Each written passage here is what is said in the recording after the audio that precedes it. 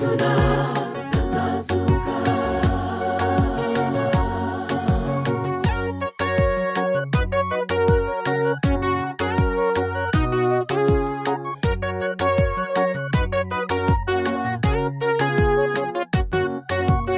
Yahiriye kwa Lazaro, bose bararira, ariko ntiyarizwaga n'intumbi yaboze, ahubwo yarizwaga n'abitwa bazima, imitima yaraboze.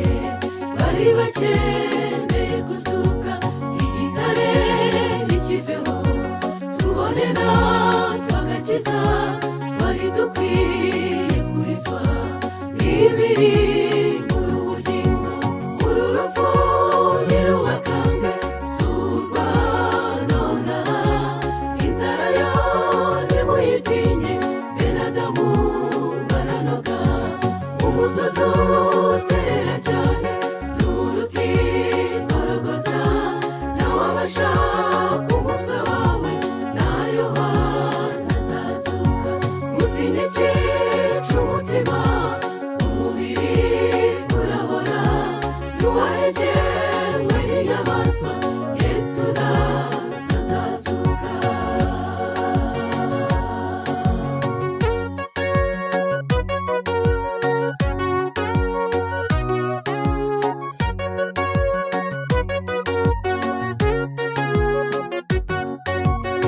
Yerusalemu yarinzi zirimbishijwe, abayuda bayibona maze bagaseka.